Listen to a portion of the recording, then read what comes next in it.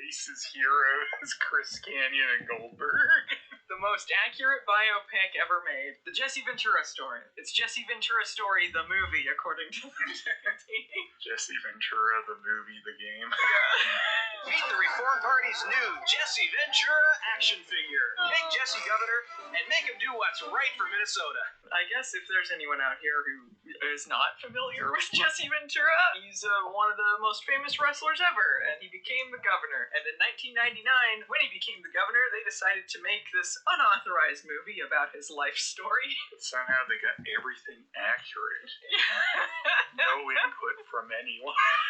Who is the target audience for this movie? People that don't know anything? Because it's like, if you know just a smidgen of info about any of this, you know that it's horribly wrong. You know, a lot of biopics take creative liberties with stuff to create a more compelling narrative, but there's things in this that are just from Vietnam to part. That was the most sanitized, TV-friendly version I've ever seen of Vietnam, the horrors of war, how the people that fought in Vietnam were treated when they were brought back. They just skim right over that, move on to like the complete tonal shifts that don't belong together.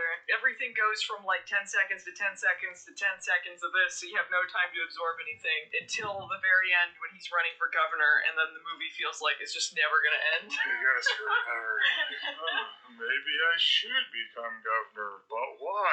Because you're unqualified. That's terrific!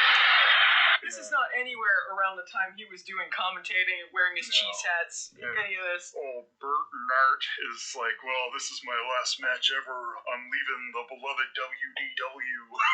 I love you, Bert Nart.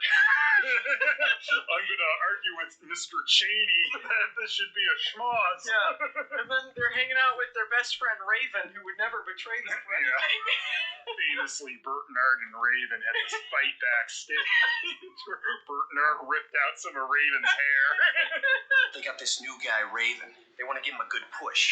No way in hell does Raven go down tonight. I'm building this kid. They do the match, and then they do the screw job, and then like Cheney is just like, ring the damn bell! Ring my damn bell! They portray Bert Nart or whatever, and then they have this close-up of Jesse Ventura in the cheese hat slowed down badly. He looks clueless, too. Oh, Raven, why? I love that in this universe, for some reason, Jesse Ventura was highly involved in it. Like, he's the one who proposed that it just ends with a breakdown, like, fight, a DQ finish. He relays it to him, too, during the match. He's like, schmosh!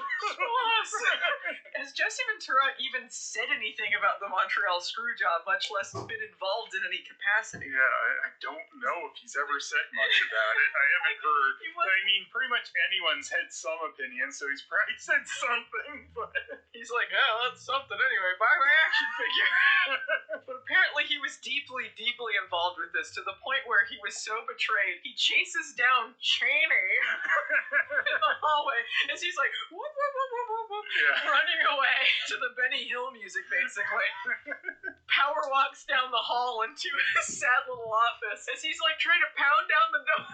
Cheney, I don't know, he's like calling police or something, I don't know, he's like immediately on the phone. He kind of like looks up and I'm like, yes, as he's breaking down the door to kill him. They seem to imply he murdered him. Yeah, because the screen goes red like a GoldenEye kills it. We don't go back to this, so they don't clarify he did what to do, so he's just gonna daydream about wrestling, I guess, because we don't have really a lot about his actual governorship, because this came out when he was elected governor, so they had to rush this through pretty quick. He became the governor, make that movie! Get writing! Bag WCW, can we run in after or before Nitro whenever they did these? They got it done faster than that Unabomber movie that was released before the trial was done. You guys will never beat me, you losers! It sure would be great if life was like this. This is like really a time capsule of the era of biopics in the late 90s, rather than a time capsule of his actual life. It's wildly inaccurate. They had so many terrible rushed movies like this because they were like, this is in the headlines, we gotta get this out. But I don't know if there's ever been one as inaccurate and not give a shit as this film.